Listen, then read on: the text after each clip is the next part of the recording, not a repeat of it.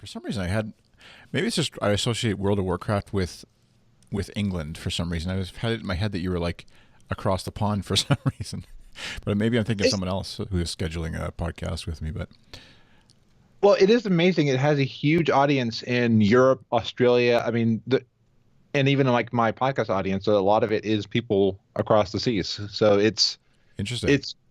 Yeah, like the United States, it's big, but Yeah. we're even bigger. Like I just found out I'm number 157 in Ecuador on video game. There you Hey, go. That is the really cool thing about. I know I forget. There's a bunch of the podcast analytics apps and stuff that have popped up again as they seem to do, I guess, every so often, just because it's there's money in podcasting, so everybody swarms to it, and then they kind of realize it's actually a lot of work to make money in podcasting, and they all leave. And so we'll see if this latest round sticks around. But there's one that I'm getting. It's actually really good for like, oh shoot, I shouldn't do this live, but I'm going to anyways. I'll open my email and try and find it. Are you using anything in particular for like tracking those kinds of things, or do you log into every single country's iTunes store and see where your podcast is? For reviews, I use Daniel J. Lewis's My Podcast Reviews because that's a good price. And then right now, I've just been using podcharts.co because that one I can do a ton of podcasts because I've got like 4 or 5 or 6 podcasts. So right. It's easier for me to just use an app. And I'm assuming that Podcharts won't be that expensive when it comes out. So I might put a few bits because then it just sends me an email every once in a while saying, "Hey, you're here." So it's just kind of not more for vanity, but it's fun to be like, "Hey, somebody in some country likes me," and it's like, "Hey, that's cool." Yeah. It's kind of more just like that, a neat idea of like just being aware of where your voice is going out to and who might be listening, whether it's 1 or 200 or whatever. It's just kind of neat to see. Yeah, My Podcast Reviews, I've seen that one. I know Jonathan, or you're Jonathan. I know Daniel. Shoot, what was the one? I'm gonna. Which one is the Shop Talk? Let's see. And is that a Pocket Cast mic emblem? Oh yeah, it is. Yeah, nice.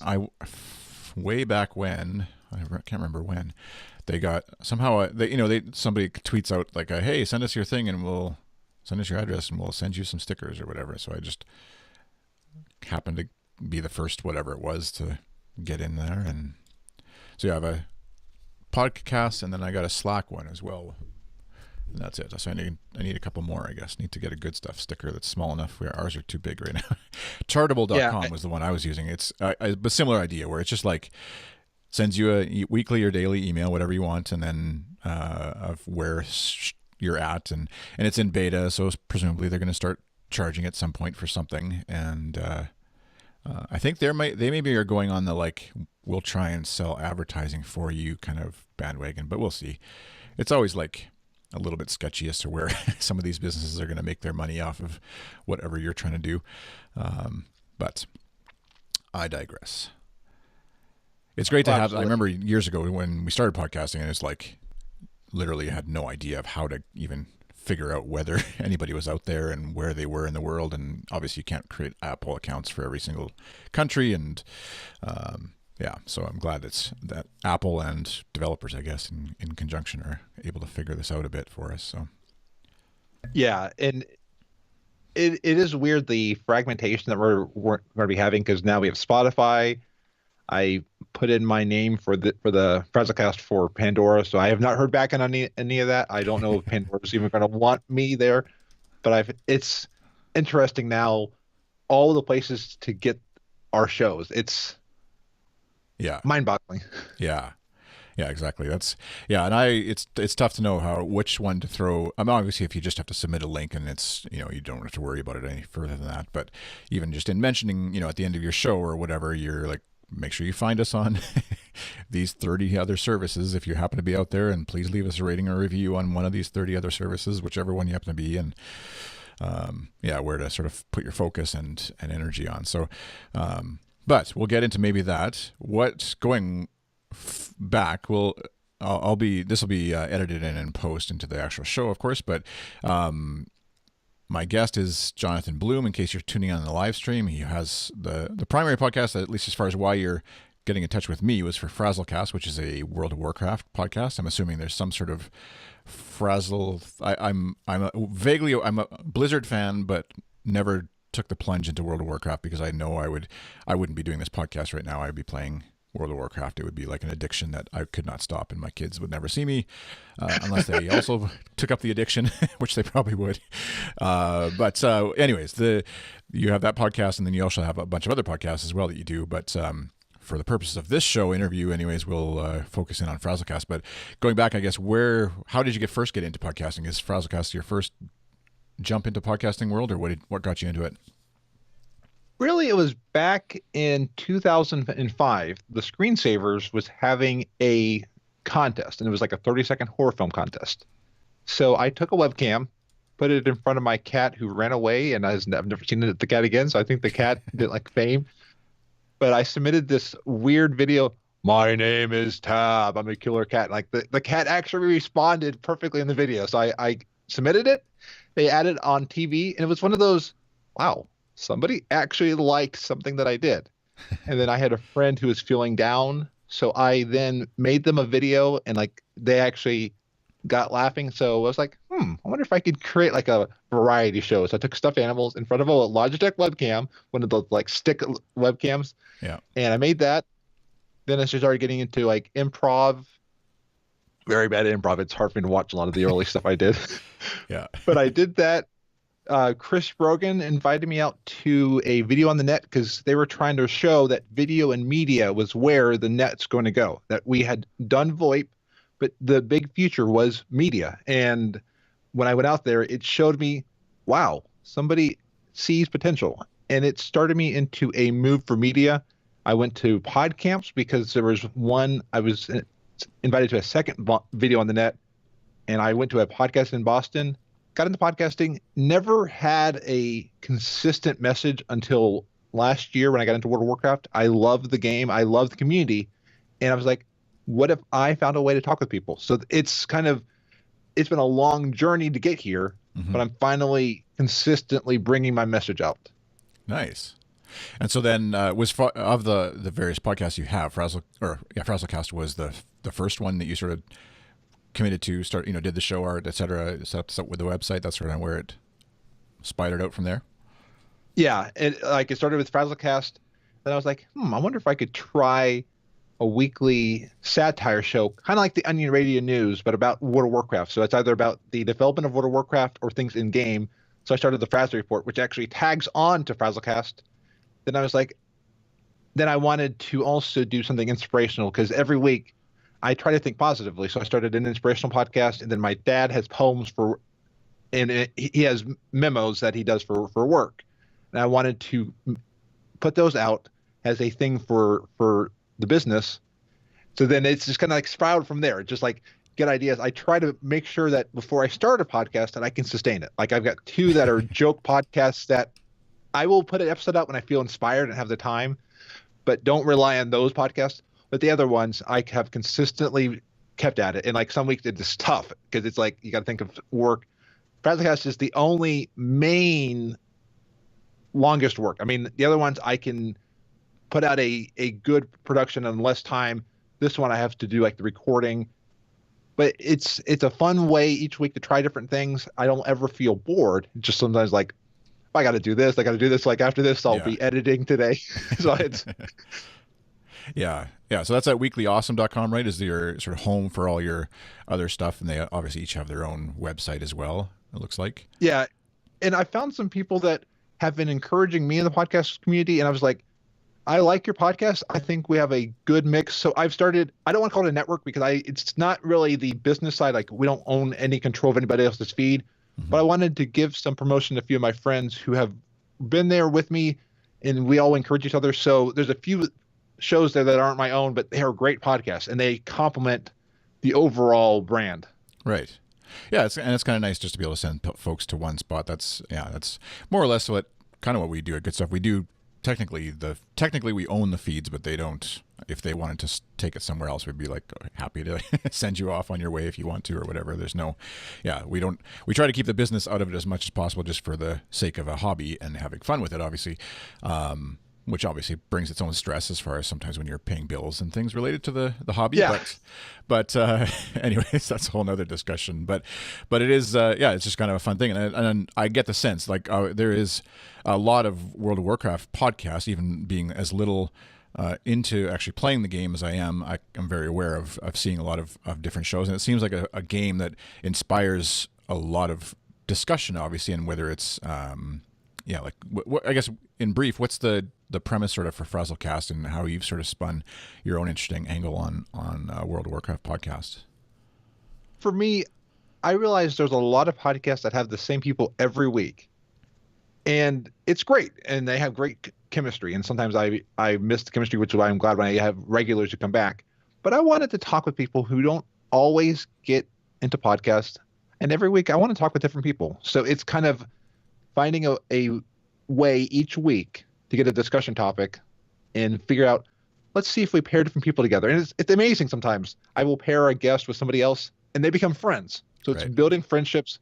I've become friends with some of the guests that, like, I had a few that I never even really knew. It's like, hey, I want to talk with you more. Do you want to come on the show? So it's been a way, it's a discussion, it's a roundtable, and it's voices that aren't heard. And some of the guests who have come on, what I love is they have started their own podcasts. So they got over that initial jump and that initial hurdle. Right. Yeah. Yeah. It's, I think that's like in the previous episode with Stephen Penny, we talked about just that, the way that having a podcast, like obviously you wouldn't necessarily be able to just like say, hey, do you want to chat about World of Warcraft sometime over Skype? And some people would probably do that, but like it definitely gives you a more of an excuse to have conversations with people about this thing, and yeah, whether folks are listening or not, I guess in the world doesn't matter as much as just that kind of connecting point and a purpose behind it. So that's really awesome. And so has it, I guess in terms of like within the game, are you focused on, I forget what the word is, like your group or your whatever the word is inside World of Warcraft? Is it sort of like the people you play with, or is it just like you sort of see somebody else and randomly connect that way, or you maybe see them on social media somewhere and sort of connect that route, or what are the sort of the connecting points sometimes for where you find your guests? I find some in my guild. I'm part of Convert to Raid, which is by Pat Crane. It's a large guild, so I find them in there. Yeah. Yeah, and then like I listen to communities on other podcasts. I connect with people, social media. I even bring people that are listeners. Like one of the guests that I love having on was somebody who just started listening, started reaching out, and was like, hey, you're interesting. I want to have you on the show. So, and we've had a lot of fun. We've built a friendship, and there's somebody that I now count as a close friend. They've been there. They've been encouraging even the difficult, discouraging times. Yeah. So it's kind of, I've got a spreadsheet going, and I just like, I want that person. I want that person. And then I'm trying to manage like the diversity, and that I don't bring the same person on. There was a time where I brought everybody on all the time. I had like, I think one episode was like 9 people. It didn't work. Yeah, you hit some technical limitations there. Yeah, well, and no one had a room to breathe. Yeah, exactly. And then when everybody starts laughing, and it just kind of overwhelms the audio for sure. I guess what in technical side of it, what are you using sometimes, like when you are using Skype like we're doing right now, or what would you use to actually record and talk with folks? For the longest time, I was using Discord, but when I had 2 guests on, I could not differentiate their audio. So I tried for things like I tried Craig, great bot if you're using only Craig's audio and not trying to add your own to it. Then Dave Jackson got me onto Squadcast, and I have been thrilled with it. Like they have a cloud backup of the stuff, then everybody's in multi-track, and it sounds the closest I can get to local audio without having everybody record on their own ends. It's all synced up, so it saved me time. So if you're doing remote audio, it doesn't work for everybody, but definitely look at Squadcast. They are a upstart. They are, I would say they're eager. Like every time I have an issue, I email them in and they're like, oh yeah. So they have been perfecting the program. They keep tweaking it. They have audio engineers. They're a company that I feel truly cares about what they do. And Squadcast is the backbone. Without them, I'd have to figure out a lot of stuff, but I have been pleased since moving to them. Yeah. So it looks like, yeah, there's some of these kind of, a lot of services too popping up, like we said. And so, yeah, it looks like they've got a business, like a plan actually, and so you're paying money, which is good in terms of these kind of services. So hopefully they stick around. Yeah. $20 a month, and then they do the video as well. Looks like one host up to 3 guests, so that's kind of cool. Is it? Video for right now, they are going to be adding video recording. Gotcha. Because in different interviews, they've said video recording is coming.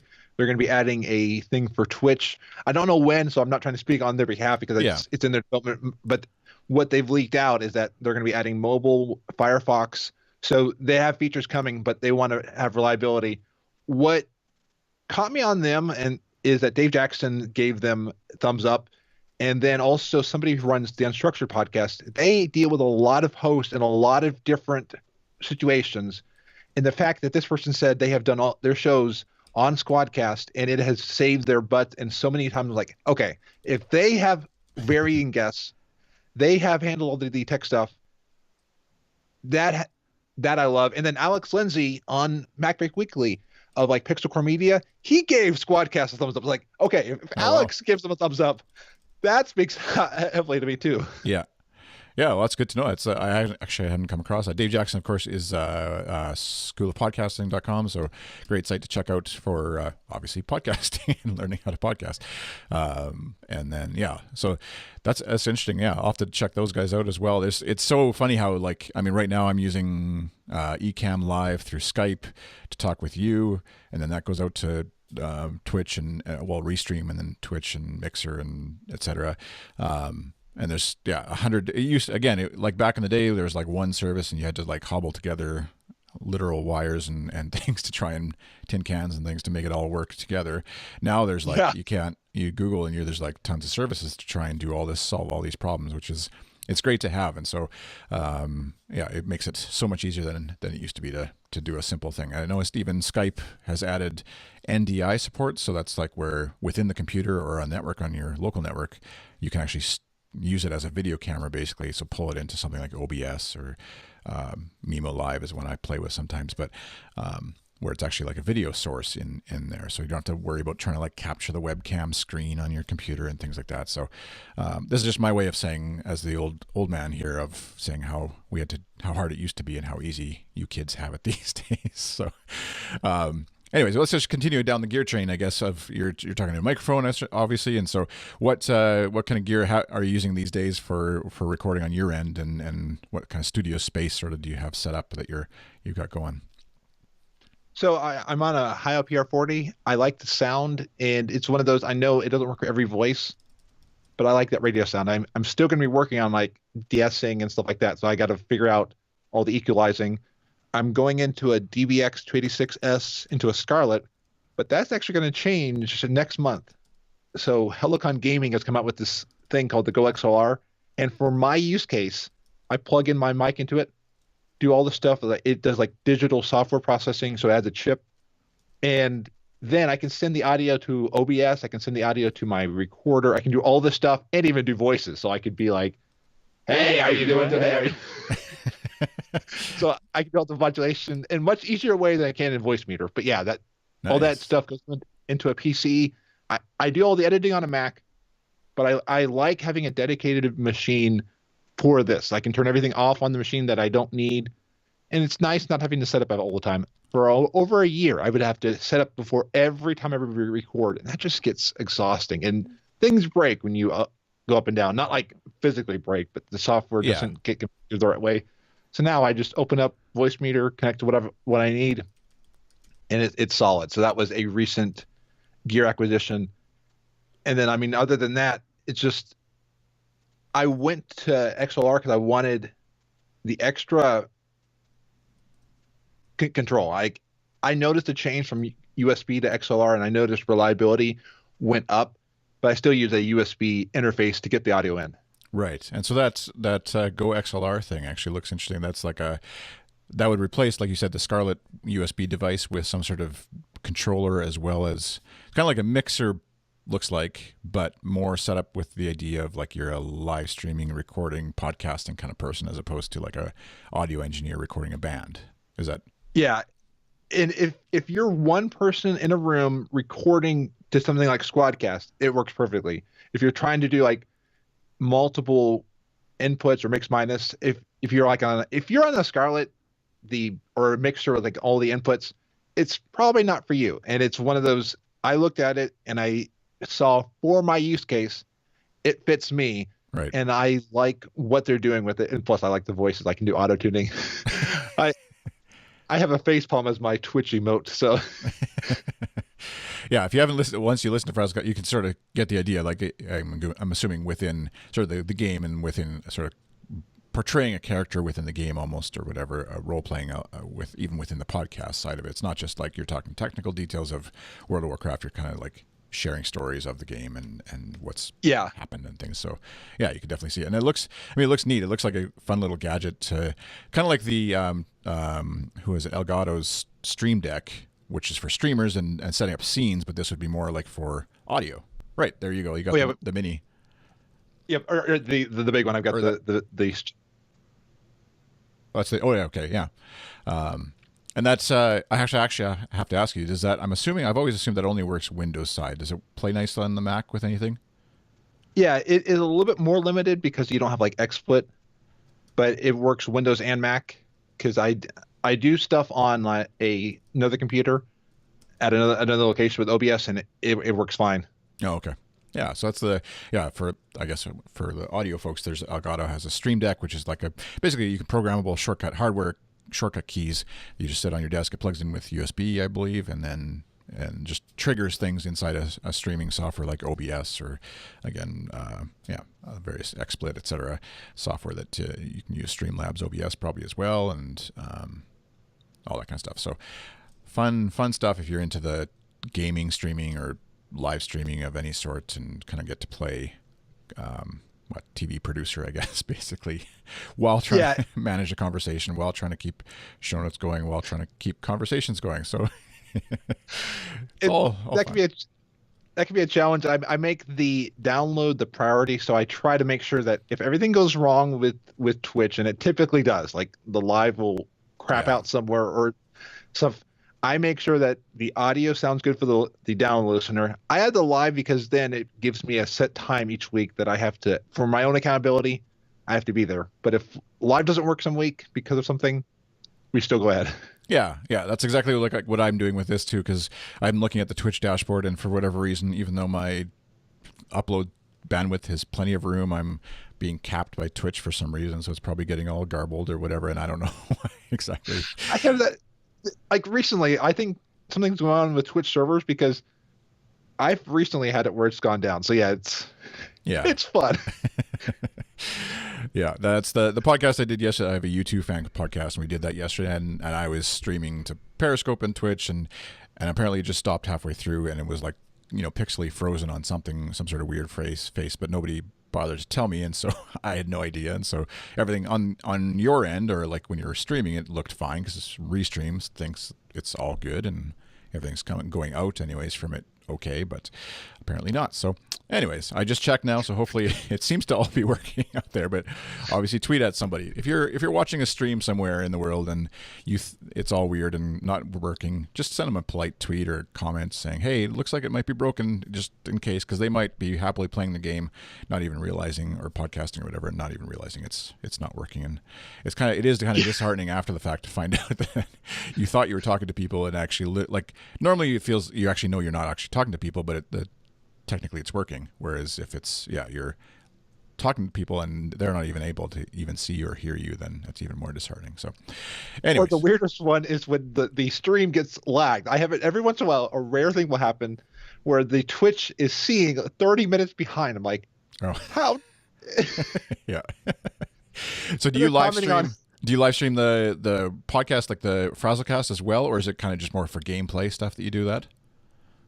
I stream the Frazlcast. That one I do when my bandwidth works, and then the game streaming, that's actually less of a priority for me because sometimes I don't have the energy or the bandwidth at the time to do it. Right. But I do game streaming to test out live. It's nice to have something to be able to test out. Yeah. And it's just fun to play around with it. But there are times that you just want to play a game and not talk with anybody. Yeah.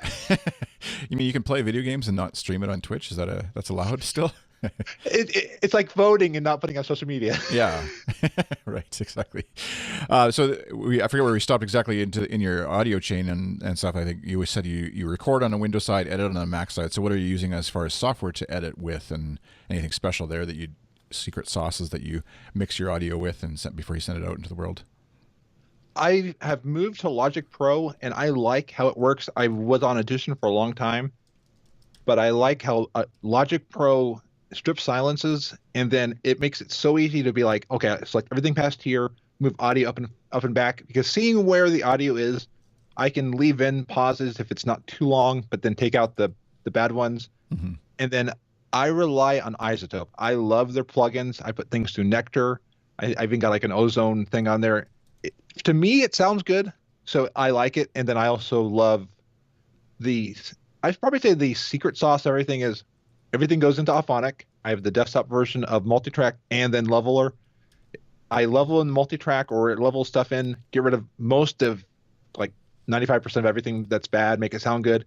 Then once it's done, I just send it one more time through Leveler to turn into MP3, and then it kind of makes everything sound good. And that's kind of I use that so that way I don't have to worry about something being too loud, being too soft. Yeah, yeah. We actually, my partner Kyle Roderick and I, who run Good Stuff, we sort of take turns, kind of like trying different techniques and stuff. And so we'll, up until now, I've been using Auphonic all the time, the same like the multi-track desktop leveler, and then recently I've just been trying using Logic. Because I want to try and use the chapter markers inside of Logic, so you can throw those chapters in. Because if you're doing that, then I couldn't figure out a good workflow for like keeping the chapter markers intact, but then also using Forecast is what I was using. Marco Arment's sort of audio MP3 encoding and chapter embedding thing, which takes the completed WAV file and just makes an MP3 for you while putting chapter markers in. And so, whereas before I was doing the exporting from Logic, individual tracks into Auphonic, but then throwing it into, there's a Mac app called Chapters that I could add the chapters to the MP3 for it later. Anyways, there's like, again, 10 different ways to get at this. But what are you using Chapters? I noticed you're wanting to jump in there. Is there a workflow you have? I do the Forecast. I used to do Forecast for the rendering because it does an amazing job and fast. Mm-hmm. But I now just do it through Auphonic because it's the same encoder and I'm already taking time to level it. But I have found from Logic, it takes a little bit of time to go to, like, I open the MP3 in Forecast and I have to copy every marker over. But what's amazing is it seems to understand time codes from Logic pretty well. So I just like double click here. So that's the only manual process. And I only do chapters on one show. But yeah, Forecast, it seems to do chapters the best and be the most compatible in most apps. Like I was having an issue. I used another app and it seemed to act up really weird with artwork or things like that. So I had a few episodes that the chapters just bugged out. Yeah. I love Forecast for that. Yeah, it is. That's a client of mine had some issues where I was using the Chapters app and it seemed to like it was just random, really edge case kind of either a certain web like Safari, I think, or Firefox. I can't remember what it was, but it wasn't playing it would take a while to load and it seemed like it was when I added chapters to it.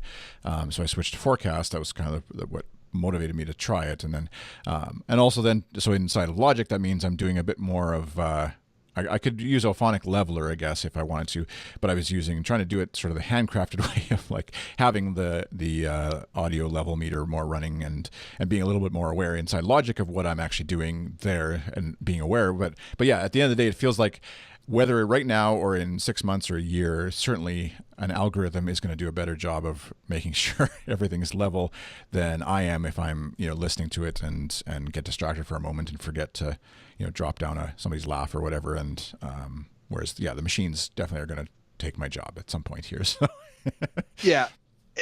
This is the hardest part about podcasting is all this small work and there's 1,000 workflows to do things. And I try to look at what people are doing, but then figure out, okay, what seems to work for me? And I would say to everybody, always experiment. Don't rely and stay on one way to do things. I have changed how I do things 100 times. I'm getting a good workflow, yeah, but I'm always trying to be, is this the right way? and it's just the most productive part of my time. And it's going to change within a year. I mean, we'll probably be using like some other program. I mean, and who knows, maybe Apple will come out with like their chapters export. We never know. Yeah. Yeah, I know. It's the fun of it, but also, yeah, the stress of like, at the end of the day, there's some small percentage of people who appreciate those chapters, for example.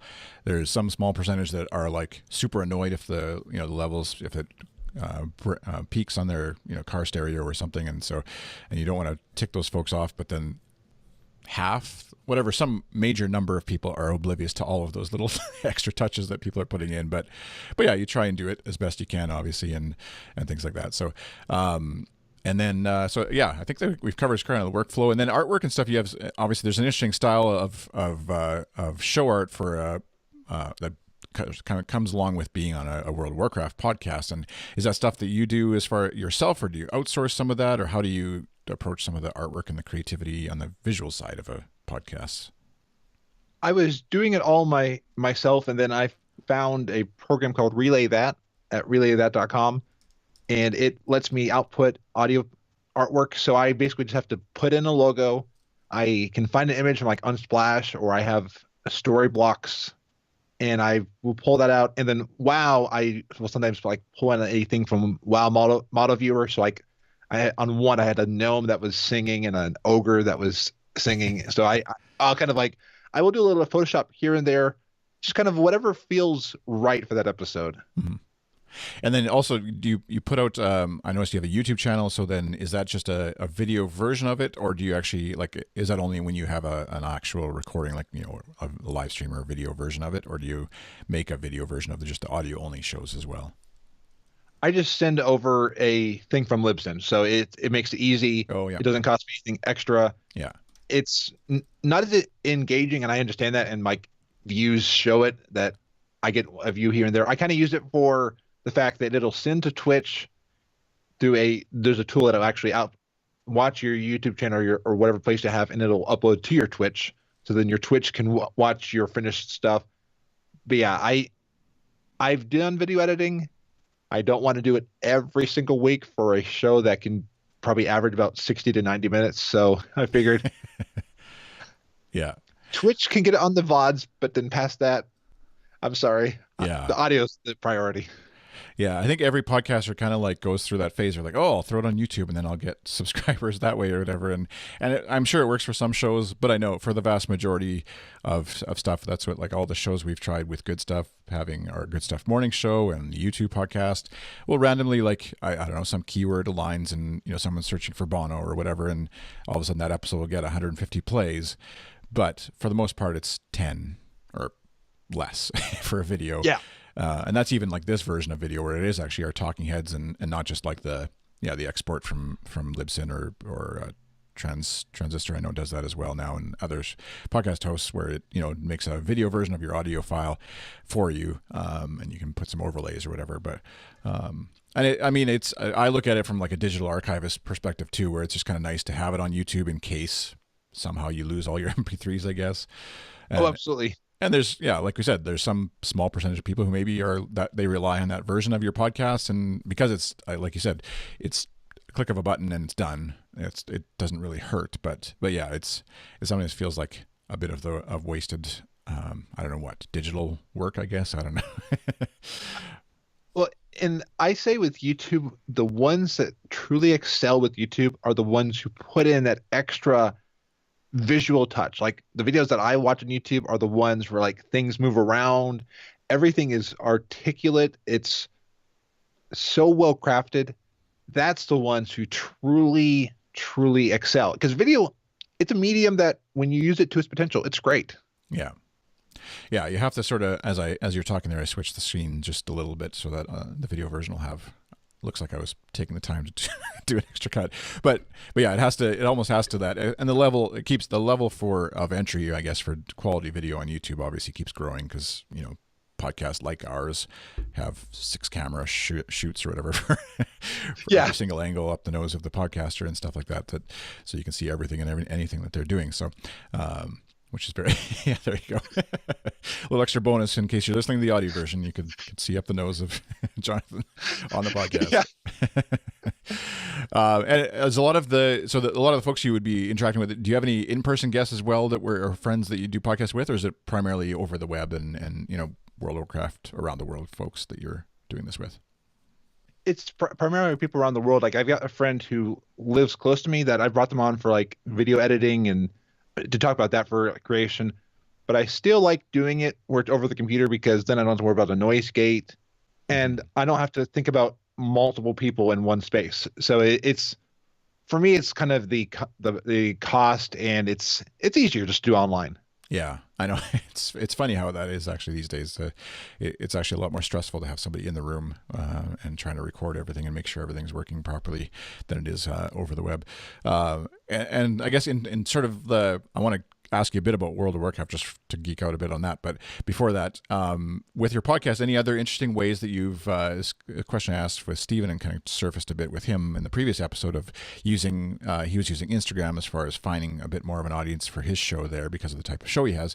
But any interesting places that you've kind of surfaced fans or listeners, I guess, of your show that folks might not have otherwise been trying? Like we said, there's so many different places and ways you can promote a show these days and places that can be hosted and played back. But is there anything that's working better than others for you with your podcast? I would say Twitter's a big thing. Like in the WoW community, people do a lot of stuff on Twitter. I'm not always able to see everything that's out there, but I do at least try to put a tweet out there. Discord, there are different Discords that I'm a part of, and they will have a share your stuff, promo your stuff area. So I will put that there when I remember, because then you catch some people there. And then one that I've found is interesting is sometimes I will get involved with other podcasts, and like I'll be there, and then someone will invite me on, and that's a great way to pick people up. I was just part of, there is a Con Before the Storm, which was a convention before BlizzCon, and I was part of the Pod Before the Con, which was for people who couldn't go to Con Before the Storm. We all got online and just had a Warcraft panel, and I've picked up some people up from there. And then there's a podcast that covers podcasts about Blizzard, and I got some people there. Like I will get people there every week. So it really is the networking, trying to figure out where are people coming from. And when I'm in a community, I'm not promoting myself. I'm engaged with that community. I won't go in somewhere and be like, hey, check out my stuff. I'll just interact with the people. And that has a way to, not in a manipulative way, but people will end up finding you, because if they find you interesting, they'll search you out. Yeah. Yeah, it is. And you can't do the drive-by almost of dropping a link to an episode and then never coming back again. Obviously, people sniff that out pretty quickly that you're just kind of using the community for your own gain, I guess.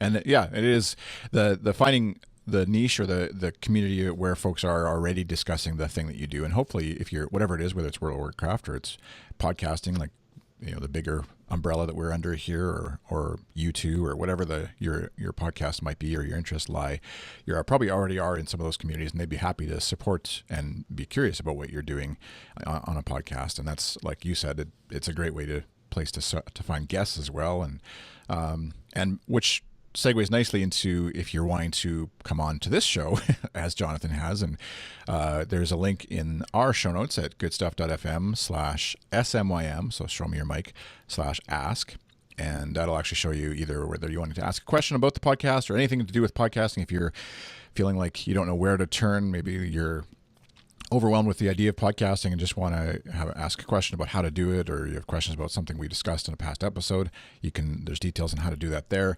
But also, if you're a podcaster and you'd like to come on the show in a future episode and talk about your show, just like Jonathan did, and whatever the topic may be, I say that with a bit of apprehension. Obviously, I'm kind of trying to think of some weird, obscure topic that would be weird to me, not weird to you, obviously, because you're doing a podcast about it. But even World of Warcraft, at first I was like, oh boy, what if I don't know enough about World of Warcraft to actually talk to someone for an hour?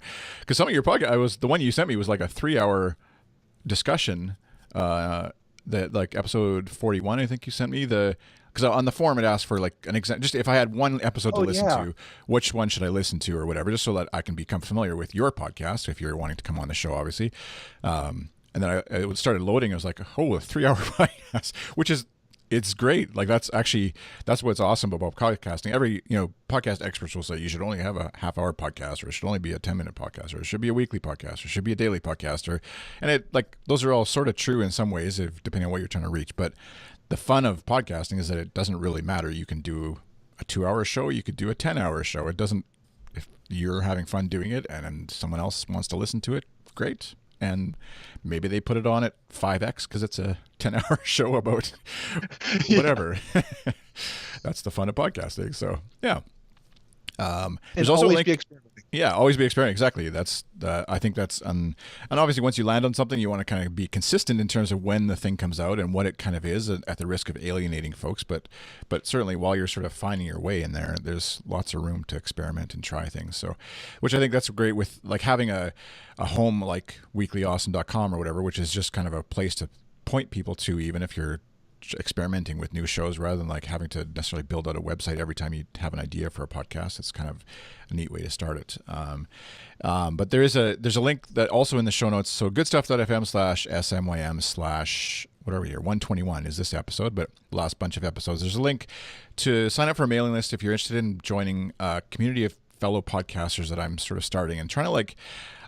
There's lots of folks like the Dave Jacksons of the world, who have courses and stuff like that, and want to, and they also have communities around their podcasting that you can join and all that kind of stuff. So not taking nothing away from what like Daniel Lewis is that right? Daniel Lewis? That sounds wrong for some reason. Daniel J. Lewis. Daniel J. Lewis. Okay, I was thinking of Daniel Day-Lewis. I think is who was the actor. Oh yeah. Anyway. Take nothing away from what they're doing. And so this isn't trying to compete with anything like that. It's kind of just a place to sort of maybe slide underneath some of those things where it's just like folks who want to help each other out with podcasting and without any of the business and marketing stuff that kind of comes along with some of those communities, which is fine for them. I'm trying to be the polite diplomatic Canadian here. But anyways, all it is right now is a mailing list. If you're interested, sign up. There's a link in the show notes. It's just a MailChimp form, obviously, and we'll see where it goes. I'm kind of in the process of filling that out with a few folks and seeing where it might lead. So if that interests you at all, find that in the show notes. Okay, so World of Warcraft, in terms of, I guess for folks, you buy the game, plus there's the monthly subscription, right? Or Actually, how is it working these days? Nowadays, you just download the game and pay $15 a month, and you get everything up to the latest expansion. And until you get to level 110, that's all you need. So it is great. And then they're also coming out with Classic in next summer, so you'll be able to play the original World of Warcraft before they change stuff. Right. The vanilla, is that what they refer to, right? Or something, or the original or classic, I guess, yeah. Blizzard's found a way to, I know that they're doing this they did that with StarCraft, they're doing it with Warcraft, where they're remastering the old versions of the game as well. Kind of found a way to milk more money out of all of us on existing work, basically. Tapping into our nostalgia. Yeah, exactly. There's money to be made there, and fair play to them for doing it, and we're the ones who fork over the money. It's funny because my kids are now at the age where they're getting into like Fortnite and stuff, obviously, and that's a big game, obviously, and so it's kind of like, as the parents, even thinking of economics here, it's like they can play Fortnite and they're tempted to pull money into that. Obviously, every few months there's the battle pack and the things that they want to buy in there. We've so far stayed clear of most of that.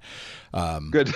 Yeah, but then you look at World of Warcraft, and you're like, man, that's $15 a month. That's $180 a year that you're paying for a game and stuff. And like, I fully appreciate an adult choosing whatever they want to spend their money on. Like, I watch a movie a month or whatever, that's $10, and I don't have anything to show for that at the end other than watching a movie. But yeah, the economics of it just kind of boggle my mind sometimes, of how obviously much Blizzard is making off of it, but then also all the folks who are pouring into it. But I mean, I appreciate fully that a immersive game like that is a fun.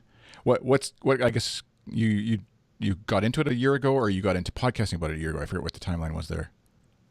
I got back into WoW about 2 years ago, and then I got back into podcasting a year ago. I was in vanilla of WoW, and I left because of just life wasn't working out. I had to kind of find who I was at that time, and WoW was just invading too much time. Mm-hmm. Now I found what I believe is a pretty good balance. I mean, something that probably tips more toward WoW, but yeah, I got back in 2 years ago, and what I love is it's a game that I pay 15 hours a month. I can just keep doing stuff. It will never go away, and I Mhm. like that. I like that it's just something, but it's also been the community that's kept me coming back. Yeah. And what is an average gaming session of WoW? Like, if are you able to sit down for an hour and just kind of drop in like that, or is it more like like a tabletop game that you might play for 2 or 3 hours a night that you kind of need, or is it a 10-hour event each time? It's actually interesting. They've given you so many avenues. So like if you are top of the game and you want to really do the latest and greatest, you can do raids, which can be multi hours or multi days per week, depending on how far you want to go. So you have a team that you want to go there, and there's some stuff you have to do to be ready for the raid. So I'm not a raider. Then there's also, if you don't want to do raiding, but you want to still push yourself as far as you can, they have dungeons that just keep getting difficult, and they will increase your difficulty based on how well you do. And that's an interesting thing that they added.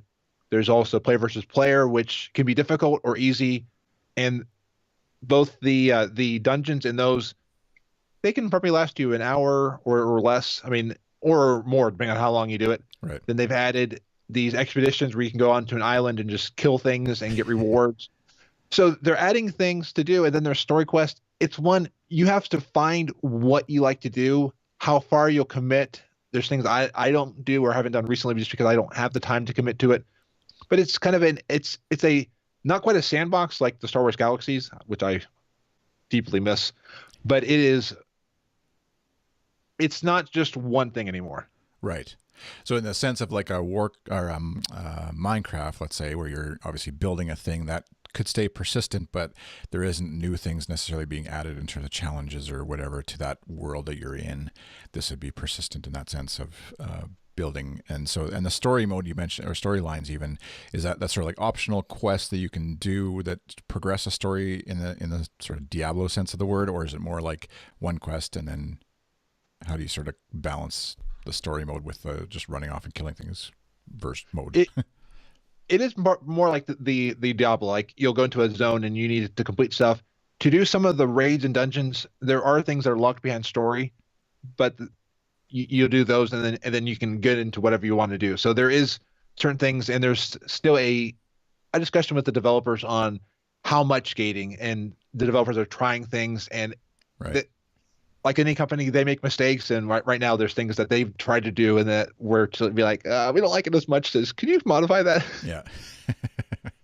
Yeah, and actually, well, having a worldwide gaming audience like they do, or a gaming community that they do, obviously pouring money into the game, they are obviously need to be receptive to what gamers are doing and liking and not liking and stuff. So, so what the current your character? Do you play one character within that game, or can you run multiple characters at a time, or is that where that each additional character would be another $15 kind of thing, or how does that work?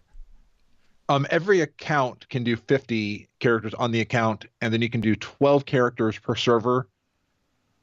So you can pretty much play as much as you want. Right. And for me, I have alts.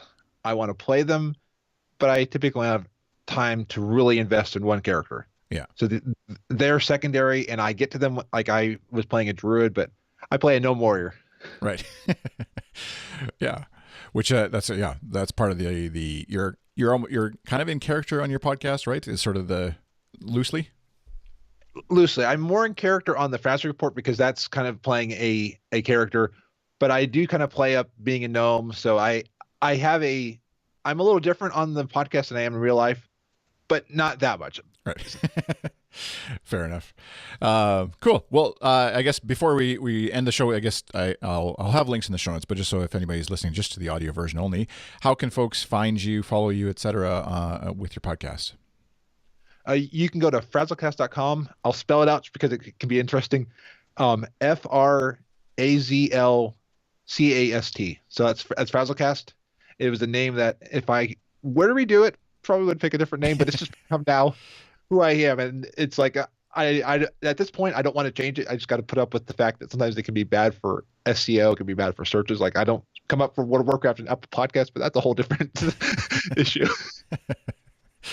Yeah. It's funny how little things like that you set out with and you don't really or at the time you don't really think through or understand. The one I always say for clients is like when you're thinking of a podcast that you're going to name, make sure you say it out loud before you worry about the domain name, because you're going to be saying it over and over, and yeah, having to actually pronounce the word thing on your podcast. Presumably, you're going to mention it.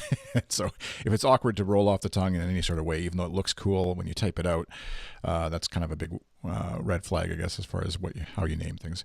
And then anything else social media wise that you're pointing people to? I would probably say at Jonathan Bloom on Twitter, and that's kind of, I will try to like retweet podcasting things there. I'll post a daily walk selfie to keep myself accountable.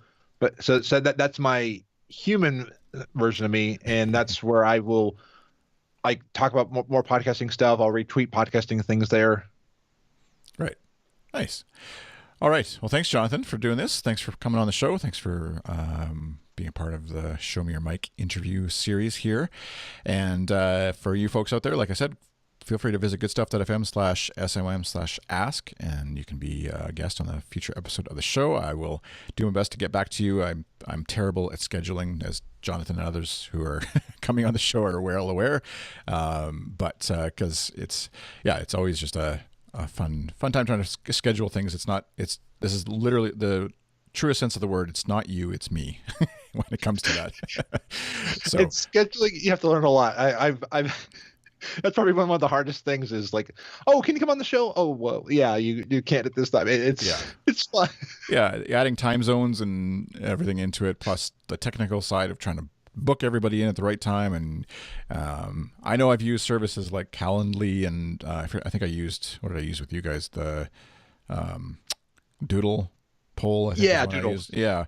So that's, I don't know. I mean, there's a million different ways to do that one too. And yeah, if you got some good suggestions of what you're using for that kind of stuff, scheduling, I think the goal to me is like an assistant who I just say to him or her, book this. Yes. Here's my availability. Book it for me. That's kind of like the ultimate goal. So maybe I'll just set up a Patreon campaign for assistant, chrisasassistant.com. Anyways, yeah, so you can find this episode, goodstuff.fm/SMYM/121. And of course, in all the various podcast players that are out there. And I look forward to talking with you folks again next time. I think next episode, I think, is Kyle and I will be back talking just podcasting stuff. So if you've got questions about how we run a podcast network like Good Stuff, how we do our various shows, how we bring on guests, how we anything and everything to do with podcasting, we're happy to chat about. And other than getting rich quick, that's the only one we don't know. We can't tell you how to do that part. So, all right. Thanks for listening. Thanks for watching out on the stream. If you happen to be out there watching somewhere, thanks for stopping by. And we'll be back again in a week or so.